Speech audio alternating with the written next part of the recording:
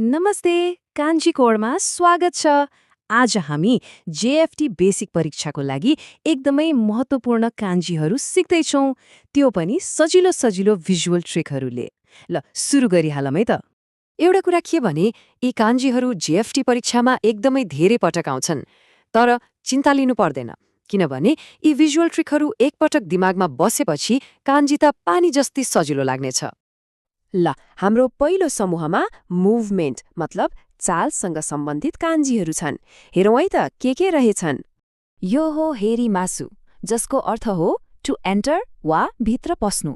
अब यो नाइरी कान्जीलाई राम्रोसँग हेर्नुहोस् त। केही देखे जस्तो लाग्यो? हो, यो ठ्याक्कै कोही मान्छे ढोकाबाट भित्र छिर्दै गरेको जस्तो देखिन्छ नि, होइन? बस यही चित्र दिमागमा राख्नुहोस्। अब अर्को शब्द छ इरेमासु, मतलब टु पुट इन वा भित्र राख्नु। हेर्नुहोस् त, यसमा पनि त्यही अघिको एन्टरवाला न्यू कान्जी छ। यसले केही चिजलाई भित्र राख्ने कामलाई जनाउँछ। जस्तै इमेजिन गर्नुहोस् कि बाकसभित्र केही सामान हाल्दै हुनुहुन्छ। अब आयो मुत्ते इकिमास। यसको मतलब हो टु टेक समथिङ समवेयर, मतलब केही कुरा कतै लैजानु। यसको मेन कान्जी मोची हो। अब यसमा ध्यान दिनुपर्ने कुरा के हो भने यो बायाँपट्टिको भाग छ नि, यो हातको र्याडिकल हो। सो हातले केही समातेर कतै लैजाँदै हुनुहुन्छ भनेर सम्झिनुहोस्। अनि ठ्याक्कै यस्तै अर्को शब्द छ मोत्तेकिमासु, टु ब्रिङ समथिङ, मतलब केही कुरा यता ल्याउनु। हेर्नुहोस्, यसमा पनि त्यही हातले समात्ने र्याडिकल छ। फरक कहाँ छ त? यहाँ डिरेक्सन चेन्ज भयो। जानुको इकुको सट्टा आउनुको कुरु आएको छ। बस यतिले नै अर्थ ल्याउनु भइहाल्यो। ल यहाँ दुवैलाई सँगै हेरौँ त। दुवैमा हातले समात्ने कुरा कमन भयो। फरक कहाँ आयो? खालि अन्तिम कान्छीमा।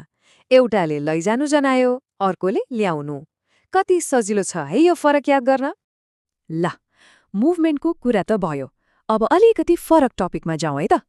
यो समूहमा चाहिँ टेस्ट र केही बनाउने क्रिएसनसँग सम्बन्धित कान्जीहरू छन्। यो हो ओसाके, मतलब एल्कोहल वा साके। यो साके कान्जीलाई हेरौँ। यसको बायाँपट्टि जुन तीनवटा थोप्ला स देख्नुहुन्छ नि, त्यो पानीको र्याडिकल हो। अनि दायाँपट्टिको भाग त्यो चाहिँ फर्मेन्टेसन गर्ने भाँडो जस्तो देखिन्छ। सो पानी प्लस भाँडो इज इक्वल्स टु ओसाके। कस्तो मजाको। अब यो हेर्नुहोस् आबुरा, मतलब ओयल। याद गर्नुभयो? ओसाकेमा जस्तै यसमा पनि बायाँपट्टि त्यही पानीको र्याडिकल सानो ध छ, किनभने तेल पनि त तरल पदार्थ हो नि। यो र्याडिकलले नै हामीलाई यो केही लिक्विड चिज हो भनेर क्लू दिन्छ।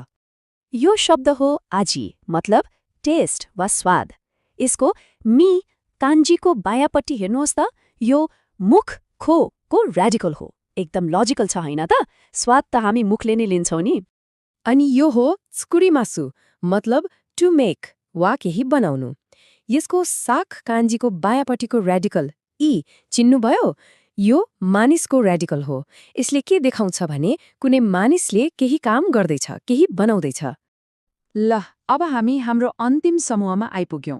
यसमा हामी क्वान्टिटी मतलब मात्रा र रिक्वेस्ट्स मतलब अनुरोधसँग सम्बन्धित कान्जीहरू हेर्छौँ। यो हो सुकोशी, मतलब अ लिटल वा थोरै। यो शो क्यारेक्टरलाई हेर्दा नै कस्तो सानो थोरै जस्तो देखिन्छ नि, होइन? मानौ कुनै ठूलो चिजबाट एउटा सानो टुक्रा खसेको छ।